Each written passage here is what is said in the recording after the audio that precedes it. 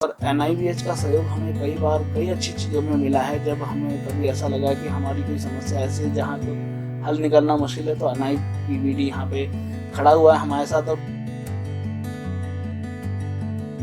तो हमें भी लगता है कि डिस्टेंस एजुकेशन की वैल्यू कहीं ना कहीं बढ़ गई है। अब उसे लोग मानने लगे हैं।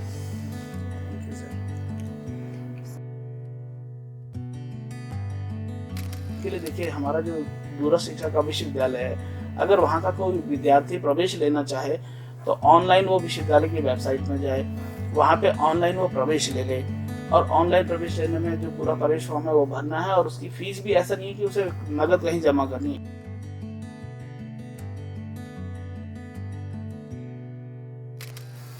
अगर कोई प्रवेश लेना चाहे तो उसके लिए कोई एज लिमिट नहीं है पढ़ाई की। डिस्टेंस एजुकेशन में एज लिमिट हम लोग नहीं रखते हैं।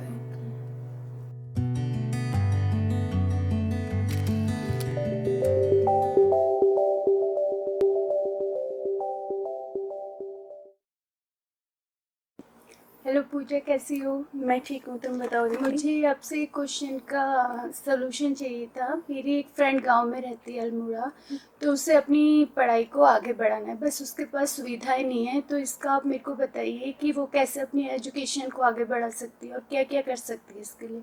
तो आप हल्द्वानी में जो ओपन यूनिवर्सिटी है उसको क्यों नहीं ज्वाइन कर लेते हो, क्योंकि वो डिस्टेंस मोड में भी है और उसमें रेगुलर कॉलेज जाने की प्रॉब्लम भी नहीं रहेगी। ओके, लेकिन मेरे को उसके बारे में ज़्यादा जानकारी नहीं है, तो आप उसके बारे में मुझे विस्तार से बता सकते हो? अरे दीप्ति, आप अपने फ्रेंड्स को क्या बता रहे हो एजुकेशन के बारे में? मैं आपकी बातें बहुत देर से सुन रहा था। ओके। अगर आपकी फ्रेंड को एजुकेशन से रिलेटेड अगर प्रॉब्लम है तो हमारे बीच में एक स्पेशल गेस्ट आए हुए हैं ओके। जो ओपन यूनिवर्सिटी के बारे में आपकी कोई भी समस्या हो, छोटी से छोटी समस्या, आपकी वो समस्या का समाधान करेंगे और ओपन यूनिवर्सिटी के बारे में बताएंगे और उससे रिलेटेड क्या क्या कोर्सेज हैं, क्या क्या एजुकेशन है, क्या क्या उनके लिए बेनिफिट्स हैं, वो सारी चीज़ें आपको बताएंगे। तो मैं आपको अपने स्पेशल गेस्ट सर से मिलाना चाहूँगा। सर आइए सर। Thank you. आप लोगों की बातें बड़ी अच्छी थी। मैं पहले तो अपने बारे में बता दूंगा आप लोगों को। मेरा नाम डॉक्टर सिद्धार्थ पोखरियाल है और मैं उत्तराखंड ओपन यूनिवर्सिटी में असिस्टेंट प्रोफेसर हूँ इस डिपार्टमेंट ऑफ स्पेशल एजुकेशन में, जहाँ पे स्पेशल एजुकेशन की कोर्सेज चलते हैं। तो अगर आप लोगों की कोई भी ऐसी जिज्ञासा है जिसका मैं समाधान कर सकूं तो आप फील फ्री होकर मुझसे पूछिए। सर, जैसे हम जानते हैं मेडिकल के लिए नियामक संस्था MCI होती है, वैसे क्या स्पेशल एजुकेशन के लिए भी कोई नियामक संस्था है? हाँ, ऐसी एक संस्था है जिसे बोलते हैं भारतीय पुनर्वास परिषद, यानी रिहेबिलिटेशन काउंसिल ऑफ इंडिया। ये भारत सरकार ने 1992 में एक एक्ट पारित होकर काउंसिल के तौर पे इसको स्थापित किया। एक संवैधानिक निकाय बोला है इसे, जो स्पेशल एजुकेशन के फील्डों के लिए कोर्स बनाती है। उस कोर्स को करने के बाद बच्चा स्पेशल एजुकेटर या अलग अलग फिजियोथेरेपिस्ट जो होते हैं या नैदानिक मनोवैज्ञानिक होते हैं, क्लिनिकल साइकोलॉजिस्ट जिनको कहते हैं, वो रजिस्टर्ड होते हैं। जैसे हमारे यहाँ मेडिकल काउंसिल ऑफ इंडिया में डॉक्टर होते हैं registered, pharmacy council of India में फार्मासिस्ट होते हैं, इसी तरह से RCI में स्पेशल एजुकेटर पंजीकृत होते हैं और उनका एक डाटा पूरा का पूरा वहाँ पे रहता है, ताकि हमको पता चल सके किस राज्य में कौन सा स्पेशल एजुकेटर कहाँ काम कर रहा है। जी। अच्छा सर, आपकी यूनिवर्सिटी में स्पेशल एजुकेशन से रिलेटेड कौन कौन से कोर्स अवेलेबल है सर? बबीता जी, देखो हमारे यहाँ बहुत सारे कोर्सेज हैं जो स्पेशल एजुकेशन से रिलेटेड हैं। मुख्यतः हम 4 में अभी इस पे फोकस किए हुए हैं, क्योंकि RCI ने हमें 4 की मान्यता दी हुई है। 4 कोर्स हम लोग उनकी अनुमति से चला रहे हैं। एक है B.Ed special education learning disability, जिसे अधिगम अक्षमता कहते हैं। दूसरा है B.Ed special education in intellectual developmental disability, बौद्धिक रूप से विकासात्मक जो अक्षमता है उसको उस विधा में। तीसरा है हमारा श्रवण बाधिता में, हेयरिंग इम्पेयरमेंट में। और चौथा जो है वो है विजुअल इम्पेयरमेंट में, यानी दृष्टि बाधिता में। तो ये इन 4 अलग अलग विधाओं में B.Ed स्पेशल एजुकेशन कोर्स हमारा चल रहा है और इन चारों में दूरस्थ शिक्षा के माध्यम से बच्चे प्रवेश लेते हैं। और ये जो कोर्स अभी चल रहा है, अभी तक हमारे विश्वविद्यालय की एक उपलब्धि ये भी रही है कि इस साल से जो नया कोर्स नए नियमों के अनुसार चला, उसे हम लोगों की यूनिवर्सिटी ने लीड किया। उसकी जो कमेटी बनी थी, उस कमेटी का प्रतिनिधित्व जो किया था वो हमारे कुलपति जी ने किया था, जो उसके चेयरमैन थे। तो हमने अब की बार कुछ कोर्सेज में चेंज भी किए हैं जो आपको आने वाले समय में दिखेंगे दूरस्थ शिक्षा के विद्यार्थियों के लिए। सर मेरा भी आपसे एक क्वेश्चन है, जैसे कि दूर राज्यों में बच्चे रहते हैं, वो डिस्टेंस मोड में इस कोर्स को कैसे कंप्लीट कर सकते हैं? दीप्ति जी, ऐसा है कि इस समय आरसीआई में लगभग 14 यूनिवर्सिटियां हैं जो डिस्टेंस मोड से इस कोर्स को चलाने के लिए तैयार हैं, लेकिन उनमें से 7 यूनिवर्सिटी ऐसी है जहां पे वर्तमान में ये कोर्स हम चला रहे हैं। तो उन 7 यूनिवर्सिटीज़ में बच्चा अपनी नज़दीकी यूनिवर्सिटी या अपने राज्य की किसी भी यूनिवर्सिटी में ओपन डिस्टेंस एजुकेशन के माध्यम से ऑनलाइन प्रवेश ले सकता है। अब वो प्रवेश की विधा या नियम क्या होगा वो तो संबंधित विश्वविद्यालय के यहाँ अगर मेरिट के बेस पे लेता है या एंट्रेंस के बेस पे लेता है वो अलग विषय है, उसके आधार पर उसे एडमिशन मिल जाता है। और डिस्टेंस मोड का कोर्स है तो इसलिए इसमें कोई दिक्कत आती नहीं है, ऑनलाइन पाठ्यक्रम इसमें चलते रहते हैं। Thank you sir. बिल्कुल सर, मेरा एक प्रश्न है आपसे कि सर हमारा जो NIPVD है वो उत्तराखंड मुक्त विश्वविद्यालय को किस प्रकार से सहयोग करती है और आप लोगों के द्वारा हमारे NIPVD को क्या सहयोग मिलता है? आप लोग कैसे सामंजस्य बिठाकर इस कार्य को पूरा करते हैं? 2021 में तत्कालीन निदेशक जो यहाँ रहे उनके साथ और हमारे विश्वविद्यालय के कुलपति जी ने आपस में मिलकर एक MOU साइन किया, समझौता ज्ञापन पत्र। उस MOU में हम लोगों ने ये तय किया कि NIBH हमें VI और अन्य डिसेबिलिटी के क्षेत्र में जो भी सुविधाएं हैं या तकनीकी है वो उपलब्ध कराएगा, और हम लोग NIBH को जो भी तकनीकी या जो भी सहयोग विश्वविद्यालय से चाहिए वो उपलब्ध कराएंगे। हम लोग एक दूसरे के स्टडी मटेरियल को एक दूसरे को देंगे जिससे बच्चों को नॉलेज गेन हो सके। यहाँ NIBH में जब भी हमारी कोई वर्कशॉप हो या NIBH हल्द्वानी में हो तो विश्वविद्यालय अपने संसाधन देगा, यहाँ NIBH अपने संसाधन विश्वविद्यालय को उपलब्ध कराएगा, और जो भी नॉलेज पार्टनरशिप होगी वो दोनों के बीच आपसी अंडरस्टैंडिंग से होगी।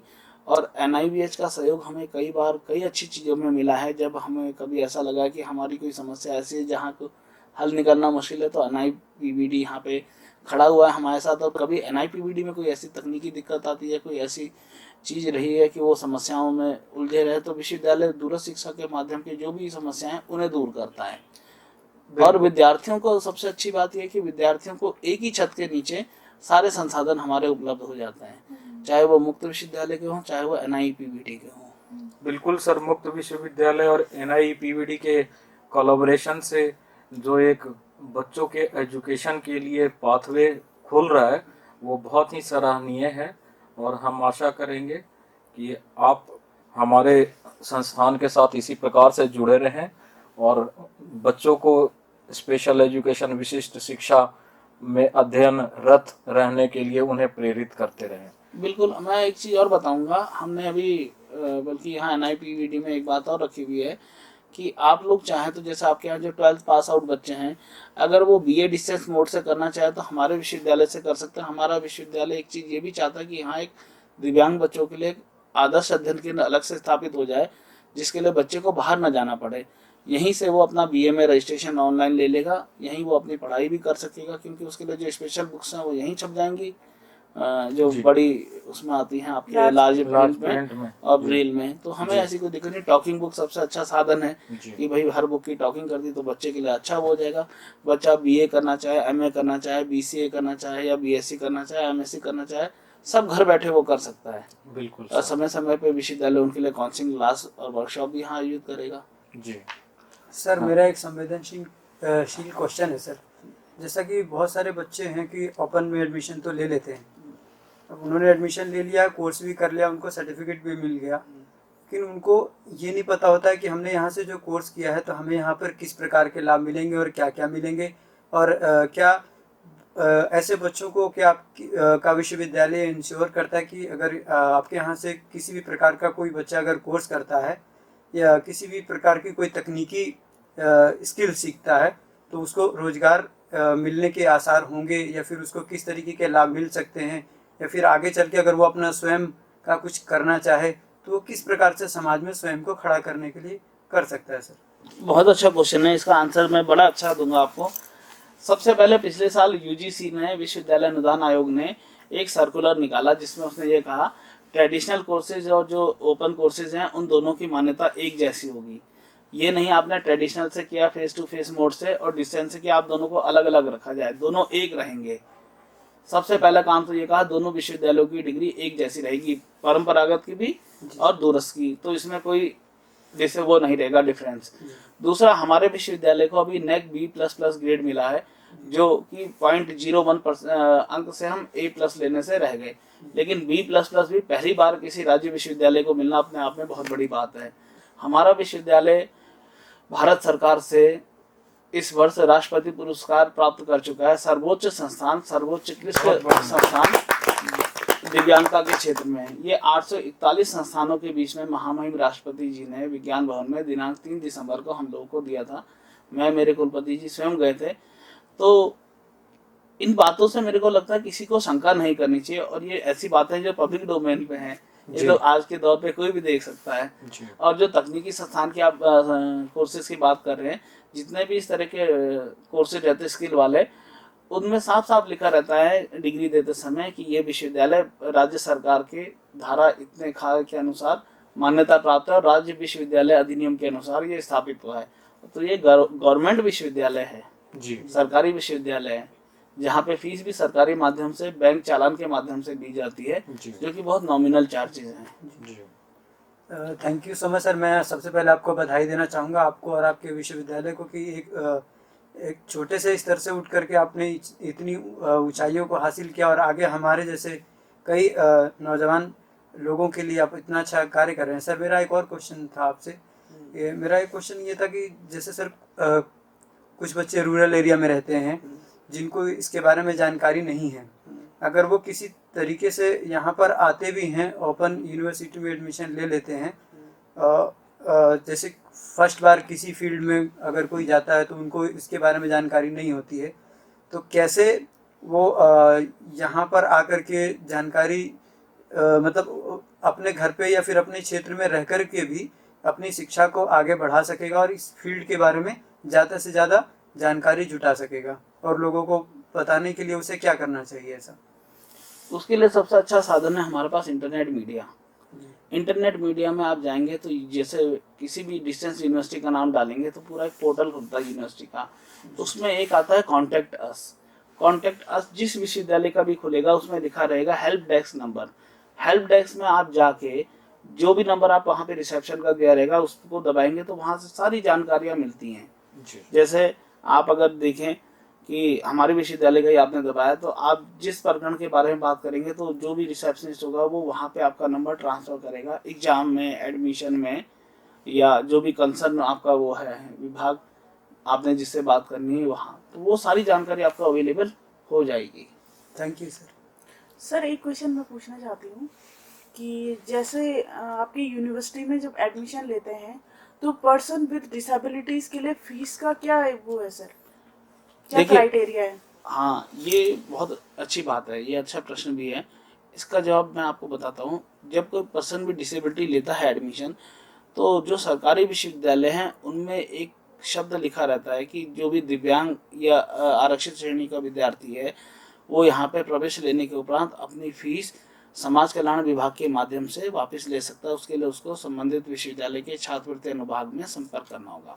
तो जैसे बच्चे ने एडमिशन लिया, अब अगर वो अपनी फीस वापस लेना चाहता है तो वो अपना फीस रसीद जो जमा की है, बैंक चालान, उसकी प्रति और एक एप्लीकेशन लेके छात्रवृत्ति अनुभाग में जाएगा विश्वविद्यालय के। वहाँ पे उसका फॉर्म ऑनलाइन एक वेरीफाई होके मिलता है। जैसे बच्चे ने अप्लाई किया छात्रवृत्ति के लिए, उसका प्रिंट आउट निकालेगा, फीस चालान और अपनी एप्लीकेशन लेके जाएगा छात्रवृत्ति अनुभाग में। वहाँ से वो वेरीफाई होके रजिस्ट्रार या कुल सचिव की मोहर लगेगी और उसके बाद वो समाज कल्याण में जमा कर देगा। तो वो फीस उसके खाते में, जो पासबुक के साथ अगर वो देगा कोई कॉपी उसकी, उसके खाते में आ जाएगी। सर, एक और पूछना चाहती हूँ मैं कि जैसे आपकी ओपन यूनिवर्सिटी स्पेशल एजुकेशन से रिलेटेड कोर्सेज चला रहे हैं, तो सर उस कोर्स में जैसे विजुअल इम्पेयरमेंट से बीएड बता रहे हैं, हियरिंग इम्पेयरमेंट से हैं, लर्निंग डिसेबिलिटी से हैं, तो सर जो ये कोर्सेज है ना, इसमें प्रैक्टिकल कंपोनेंट्स हैं, जैसे ब्रेल हो गया, साइन लैंग्वेज हो गया, तो आपका ये डिस्टेंस मोड से है, तो इसको कैसे कराते हैं सर आप बच्चों को? देखिए, हमारे यहाँ अधिकांश लोग एडमिशन लेने वो आते हैं जो सेवारत हैं, या फिर जो दिव्यांग बच्चों के माता पिता हैं, या फिर जो कहीं जॉब तो कर रहे हैं लेकिन वो सर्टिफाइड नहीं है। तो उन लोगों को क्या किया जाता है कि जब हमारे यहाँ प्रवेश लेता है तो हर सेमेस्टर में हम 10 से 15 दिन की एक पीसीपी लगाते हैं, पर्सनल कॉन्टेक्ट प्रोग्राम, आरसीआई के शब्दों में, लेकिन विश्वविद्यालय की शब्दावली में उसे वर्कशॉप कहा जाता है। तो ये 10 से 15 दिन की वर्कशॉप लगती है जिसमें हम बच्चे को प्रैक्टिकल ट्रेनिंग वर्क कराते हैं। इसके अलावा बच्चा हमारे वीडियो लेक्चर से सीख सकता है, और हम लोग ऑनलाइन क्लासेस भी लेते हैं अलग से 15-10 दिन की। तो कुल मिला के 25 से 30 दिन हम पूरा बच्चे को इंगेज रखते हैं अपने साथ, ताकि उसको हर चीज़ का ज्ञान हो। जी, मेरा सर एक आपसे प्रश्न है। अभी हाल फिलहाल में एक सर्कुलर आया था कि जिन बच्चों के पास यूडीआईडी कार्ड है उनकी पूरी फीस माफ़ कर दी जाएगी। तो क्या ऐसा सर्कुलर वाकई में ज़मीनी स्तर पर इम्प्लीमेंट हो गया है? ऐसा इस प्रकार के सर्कुलर की जानकारी हमारे विश्वविद्यालय में अभी तक आई नहीं है। अगर ऐसा सर्कुलर यूजीसी ने जारी किया है तो यूजीसी की तरफ से डायरेक्शन जारी होता तो हमको आता जी। लेकिन यूजीसी ने ऐसा कुछ हम लोग को विश्वविद्यालय को भेजा नहीं है। जी सर, मेरा एक क्वेश्चन था, जैसे पहाड़ी क्षेत्र में दूरस्थ जो इलाके हैं जैसे मुनस्यारी है, धारचूला, अभी वहाँ पे लोग नोन भी नहीं है कि ऐसी कोई शिक्षा है जिसे विशिष्ट शिक्षा कहते हैं, तो वो कैसे इस शिक्षा का लाभ उठा सकते हैं? वो कैसे अवेयर होंगे कि ऐसी भी कोई शिक्षा है जिससे फ्यूचर में उनको इससे बेनिफिट हो सकते हैं? पूजा जी, बहुत अच्छा प्रश्न। और मुनस्यारी जो है वो हमारा सीमांत क्षेत्र है, उसे सीमांत जिले का ऐसा भाग है हमारा जहाँ से हमारी सीमा अंतर्राष्ट्रीय देश से लगी हुई, चीन से। तो वहाँ लोगों का पढ़ा लिखा भी होना बहुत ज़रूरी है, जागरूक होना भी ज़रूरी है। तो जब वो पढ़ेंगे तभी कुछ आगे हमारे देश की सुरक्षा भी का भार काफ़ी हद तक उन पे है। तो उनके लिए क्या करना है? उनके लिए देखिए, हमारा जो दूरस्थ शिक्षा का विश्वविद्यालय है, अगर वहाँ का कोई विद्यार्थी प्रवेश लेना चाहे तो ऑनलाइन वो विश्वविद्यालय की वेबसाइट में जाए, वहाँ पे ऑनलाइन वो प्रवेश ले ले, और ऑनलाइन प्रवेश लेने में जो पूरा प्रवेश फॉर्म है वो भरना है। और उसकी फीस भी ऐसा नहीं है कि उसे नगद कहीं जमा करनी है, एटीएम कार्ड से वो कटेगी और राज्य सरकार का जो खाता है उसमें जाएगी। फीस जमा करने के बाद विद्यार्थी को एक इनरोलमेंट नंबर जारी हो जाता है, रजिस्ट्रेशन नंबर, जो उसका हमेशा के लिए वो हो जाएगा, उस पर सारी की सारी जानकारी रहेगी। मान लीजिए कभी भविष्य में उसको कोई सूचना लेनी हो या हमें किसी के बारे में सूचना देनी हो उसकी विद्यार्थी की, तो उसके इनरोलमेंट नंबर के आधार पर मिल जाएगी। जब वो प्रवेश ले लेगा उसके बाद उसकी पुस्तकें डाक के माध्यम से विश्वविद्यालय उसके घर तक भेजता है, और वो चाहे तो अपने विषय के जो भी उसके कोऑर्डिनेटर या काउंसलर रहते हैं उनसे संपर्क कर सकता है। उसकी सूची हमने विश्वविद्यालय में दी है। ऑनलाइन असाइनमेंट वो दे सकता है विश्वविद्यालय में, जैसे यूजीसी नेट की परीक्षा होती है, और उसका जो सबसे नज़दीकी का राजकीय महाविद्यालय होगा या राजकीय इंटर कॉलेज होगा, वहाँ पे हमारा परीक्षा केंद्र बनेगा उसका, ताकि उसको अपने घर से दूर जाने की जरूरत ना पड़े। और साथ ही साथ वो चाहे तो विश्वविद्यालय में कई सारे विषयों से संबंधित हमारे वीडियो लेक्चर अपलोड किए हुए उनको देख सकता है। और हर विभाग के एक एक समन्वयक ने अपने सभी विद्यार्थियों के लिए व्हाट्सएप ग्रुप बना रखे जहाँ वो सारी जानकारी देते हैं। तो बच्चे के पास जानने के लिए बहुत कुछ है, वो चाहे व्हाट्सएप के माध्यम से जाने, ऑनलाइन एजुकेशन के माध्यम से जाने, या व्यक्तिगत रूप से अपने काउंसलर से संपर्क कर सके। सर, मेरा एक इम्पोर्टेंट क्वेश्चन है सर। जैसे कि बच्चे रिजल्ट को लेकर काफ़ी चिंतित रहते हैं कि जैसे ग्रेजुएशन में कितने मार्क्स हमें लेने चाहिए जिससे कि मुझे स्पेशल एजुकेशन में या फिर जनरल एजुकेशन में, जनरल बीएड या स्पेशल बीएड में एडमिशन मिल जाए। तो ऐसे बच्चों के लिए आप क्या कहना चाहेंगे कि मिनिमम कितना आपके पास रिजल्ट मतलब मार्क्स हो, कितने परसेंट, जिससे कि क्योंकि वैसे तो आजकल के एजुकेशन में कहा गया कि मार्क्स इतना मायने नहीं रखता, आपका नॉलेज ज़्यादा मायने रखता है।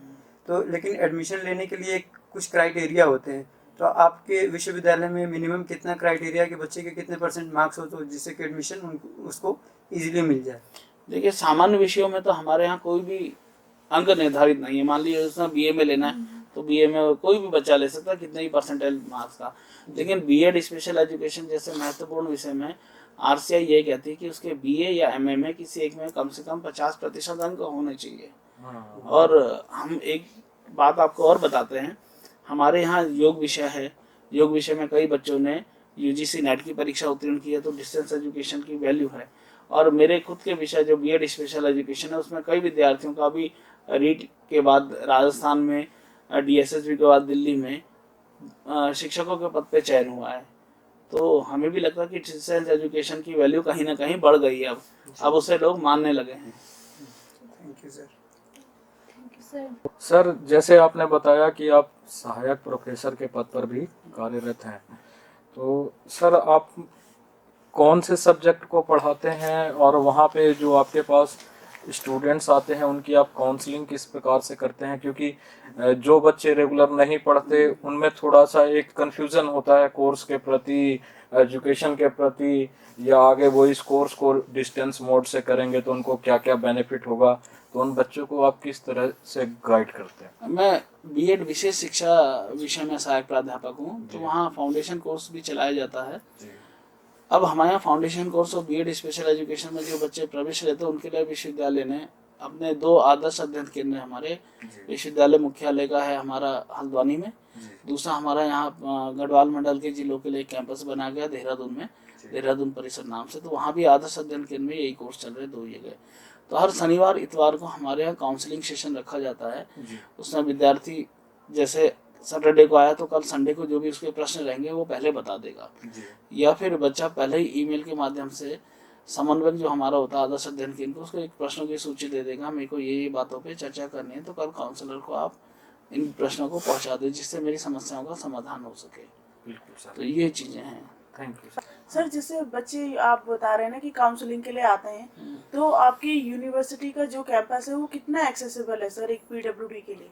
हाँ, ये बड़ी अच्छी बात की आपने। अभी नेक के टाइम पे हमको ये महसूस हुआ कि यहाँ पे एक्सेसिबिलिटी होनी चाहिए, तो हमारे यहाँ वॉशरूम जो है एक्सेसिबल है, जो पाथवे है वो एक्सेसिबल है, हमारे यहाँ लिफ्ट है वो एक्सेसिबल है, और जो हमारा 3 विभाग है महत्वपूर्ण, एडमिशन सेल, एग्जाम डिपार्टमेंट और एमपीडीडी, ये होता है बुक डिपार्टमेंट। तो तीनों जगह पब्लिक डीलिंग और स्टूडेंट का आना रहता है। तो पर्सन विद डिसेबिलिटी जो स्टूडेंट है उनके लिए हमने एक्सेसिबल वे बनाए हुए हैं, उनको सुविधाएं मिले ताकि वो पर्सन जो संबंधित व्यक्ति है उससे बात कर सके। जो विश्वविद्यालय का हमारा मुख्य द्वार है, मुख्य द्वार पे हमने ब्रेल में बोर्ड लगा रखे हैं, टॉकिंग बोर्ड हैं जो हमने अभी एनआईपीवीडी के सहयोग से ही बनाए। उसमें बच्चा चाहे अपने मोबाइल के थ्रू स्कैन करके स्कैनर से सारी जानकारी सुन सकता है और वहाँ ब्रेल पे टच करके भी वो देख सकता है। और हमने एक दिव्यांग मित्र विश्वविद्यालय के मुख्य परिसर में स्वागत पटल पे दे रखी है उसको ड्यूटी कि जब भी कभी कोई दिव्यांग आए या कोई ऐसा दिव्यांग विद्यार्थी है जो जानकारी लेना चाहे तो तुरंत उसकी सूचना संबंधित विभाग को, जैसे अगर वो परीक्षा से लेना चाहता तो वहाँ परीक्षा विभाग को सूचित कर दिया जाए ताकि वहाँ से कोई व्यक्ति आके गेट पे उसको दे दे सूचना, या वो स्वयं मिलना चाह रहा है तो उसके लिए हमारे पास व्हील चेयर की सुविधा है वहाँ। अच्छा सर, ये तो हो गया बात ऑफलाइन की, लेकिन अगर ऑनलाइन कोई पीडब्ल्यूडी वहाँ पे बात करना चाहता है, क्योंकि जनरली क्या होता है कि जो एक सामान्य नंबर दिया जाता है उसमें इतनी सुनवाई नहीं होती है, तो क्या कोई पर्सनली अलग से पीडब्ल्यूडी के लिए नंबर अवेलेबल है जिसमें वो अपनी परेशानियां शेयर कर सकते हैं? हाँ, पर्सन विद डिसेबिलिटी के लिए हमारे यहाँ कमेटी बनी हुई है जो दिव्यांग लोगों के लिए देखती है। उसमें 3 लोग हैं हमारे यहाँ, तो उन तीनों के नंबर हमारे विश्वविद्यालय के वेबसाइट में है, मोबाइल नंबर जिस पर व्यक्ति संपर्क कर सकता है। साथ ही साथ हमारे विश्वविद्यालय ने जितने भी सहायक प्राध्यापक या प्रोग्राम कोऑर्डिनेटर हैं उनके नंबर भी विश्वविद्यालय वेबसाइट में रखे हैं, और एडमिशन विभाग में जो कर्मचारी हैं उनकी सूची, उनके नाम, परीक्षा विभाग में जितने कर्मचारी उनके नाम और सूची, और जितने हमारे क्षेत्रीय केंद्र है, रीजनल सेंटर हैं, उन सबके सहायक क्षेत्रीय अधिकारी जो हैं उन सबके नंबर और बुक डिपार्टमेंट के भी नंबर हमने डाले हुए हैं ताकि व्यक्तिगत रूप से बच्चा संपर्क करना चाहे तो सब नंबर पे मोबाइल पे संपर्क कर सके। हाँ सर, आपके यहाँ जो यूनिवर्सिटी में जो पासिंग रिजल्ट है बच्चों की वो कितने % है, और क्या कुछ बच्चे ऐसे भी हैं जो जिनका एवरेज औसत लगभग कितना है आपके विश्वविद्यालय में?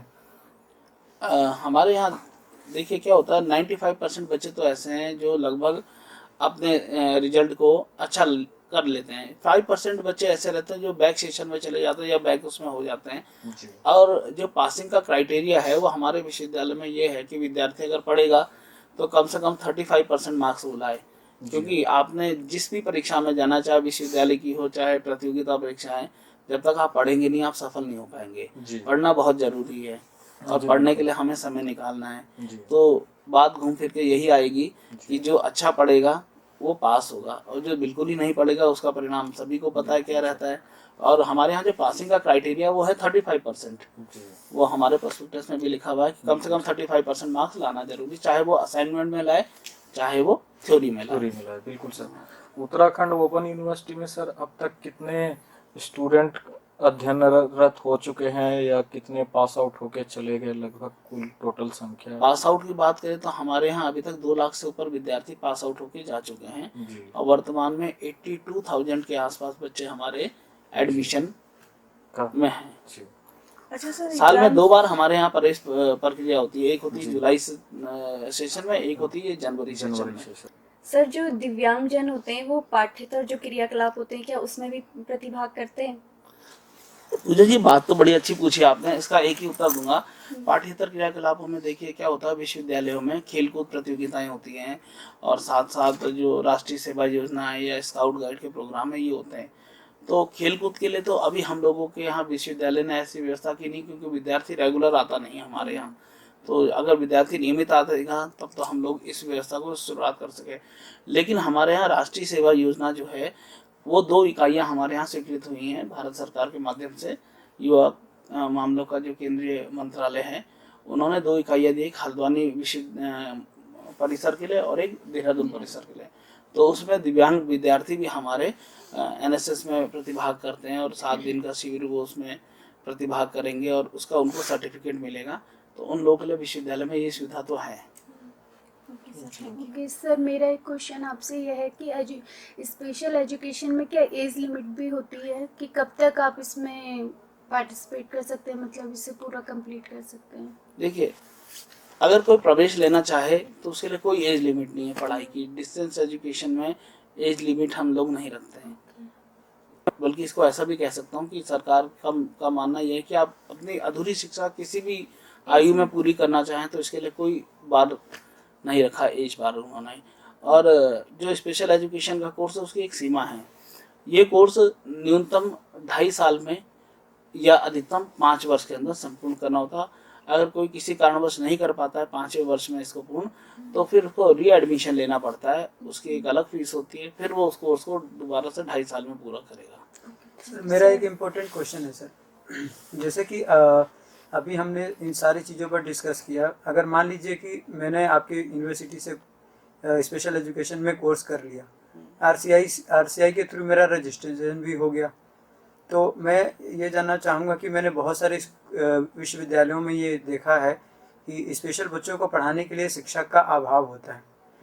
तो क्या मेरा ये आपसे क्वेश्चन है कि क्या आपका विश्वविद्यालय इस बारे में नहीं सोचता है कि हमारे यहीं से पढ़े हुए बच्चों को हम उनकी योग्यता को देखते हुए जो हमारे पास या हमारे आसपास के क्षेत्रों में स्पेशल एजुकेशन के शिक्षकों का जो अभाव है, इसको पूरा करने के लिए आप लोग कुछ सोचते हैं इस बारे में, या फिर कुछ करने का विचार है आपका विश्वविद्यालय का ऐसा कुछ? आपकी बात बड़ी अच्छी लगी मेरे को। देखिए, जब ये कोर्स शुरू हुआ था और पहला बैच हमारा निकला था, उसके बाद जो टीईटी शिक्षक पात्रता परीक्षा जी वो प्राथमिक और द्वितीय के लिए मान्य नहीं थी हमारे राज्य में। तो उसके लिए हमने रामनगर बोर्ड को एक पत्र प्रेषित किया, जिसके आधार पे उन्होंने 6 to 8 यानी टीईटी सेकंड जो होता है उसको एलिजिबल कर दिया कि उत्तराखंड में भी ये स्पेशल एजुकेशन के फील्ड में टीईटी सेकंड क्या होगा, एलिजिबल होगा। तो वो उसके लिए हमारे विश्वविद्यालय ने प्रयास किया। और अभी राज्य सरकार जो है हमारी उत्तराखंड राज्य की, इन्होंने एक अच्छा काम ये किया कि जो आज से 3 कैबिनेट पहले जो निर्णय हुए थे, 3 कैबिनेट बैठ चुकी हैं, उससे पहले उन्होंने लगभग 200 पदों के सृजन का प्रस्ताव पारित कर रखा है मंत्रिमंडल ने, जिनमें से 147 पद नवीन सृजित हैं और लगभग 70 के आसपास पद पुराने हैं जो एसएससी के माध्यम से भरे जाने हैं। और इन 200 पदों की नियमावली का भी निर्माण हो रहा है। तो 200 पद पहले चरण में आने भी अपने आप में बहुत बड़ी बात है। और हमें पूरी आशा है कि सरकार इस क्षेत्र में और अच्छा काम करेगी और नवीन पदों का सृजन करेगी। लेकिन शुरुआत थोड़ी छोटी हुई है, लेकिन हमें आशा बनाए रखनी चाहिए, क्या पता भविष्य में वो 200 पद 2000 के। अभी उत्तराखंड ओपन यूनिवर्सिटी में सर वर्तमान समय में कितने प्रोफेसर्स हैं? टीचरों की संख्या लगभग कितनी है वहाँ पे अभी? आप विषय बार पूछना चाह रहे हैं संपूर्ण विश्वविद्यालय की? संपूर्ण विश्वविद्यालय में इस समय लगभग 100 के आसपास हमारे यहाँ सहायक प्राध्यापक, सह प्राध्यापक और प्राध्यापक गण हैं, जिनमें कुछ संविदा पे भी हैं और कुछ पूर्णकालिक हैं। जी, तो अधिकतर जो कोर्सेस हैं उनमें क्या क्रमवार भी नियुक्तियां होती है, श्रृंखलाबद्ध भी नियुक्तियां होती है, या प्रतिवर्ष जैसे बच्चों की जरूरत के हिसाब से नियुक्तियां की जाती है? देखिए, यूजीसी ने हर कोर्स की मान्यता के लिए एक मानक निर्धारित किया है जी कि जैसे अगर आपने बीए चलाना है तो बीए में एक विषय में आपके पास 5 प्राध्यापक होने चाहिए, बिल्कुल है ना। 5 प्राध्यापक मीन्स उसमें 5 फैकल्टी हैं, चाहे वो एक प्रोफेसर रहे, एक एसोसिएट रहे और बाकी 3 सहायक प्रोफेसर रहे। जी और एमए में उनका मानना है कि 2 होने चाहिए। जी तो हम यही मान के चलते हैं जो बीए में है वही एमए में है, जी तो 5 का मानक है निर्धारित। और ये जो भर्तियां होती हैं जो आप कह रहे हैं श्रृंखलाबद्ध होती है, क्रमबद्ध, ये सरकार या शासन जब विश्वविद्यालय को पद उपलब्ध कराता है जी तो तब हम परमानेंट पद करते हैं। और जी विश्वविद्यालय अपने स्तर से व्यवस्था के अनुरूप काम चलाऊ व्यवस्था जो होती है उसमें संविदा वाले शिक्षकों को भर्ती कर लेता है जी। ताकि विषय की मान्यता का कोई दिक्कत ना आए। Thank you sir. धन्यवाद सर, आप हम सबके बीच में आए और इतनी महत्वपूर्ण जानकारियां हम सबके बीच में साझा की। और मैं उम्मीद करता हूं कि दीप्ति जी, आपकी यहाँ पर सारी समस्याओं का समाधान मिला होगा और आप आज खुश होकर के जाइए और अपनी सहेली को जो एजुकेशन लेना चाहती थी ओपन से या फिर किसी भी तरीके से, उनके सभी प्रश्नों का जवाब भर भर के दीजिए और खुशी से दीजिए ताकि उनको भी आपका मतलब बेस्ट फ्रेंड होने का एहसास हो। धन्यवाद। बिल्कुल सर, थैंक यू सर। आप सभी का धन्यवाद। आप सभी के साथ बड़ी अच्छी परिचर्चा हुई और बहुत यादगार रही और मेरे को लगता है मैंने सभी के प्रश्नों का सही और संतुलित उत्तर दिया और आप लोगों की जिज्ञासाओं का समाधान किया। Thank you sir, thank you very much.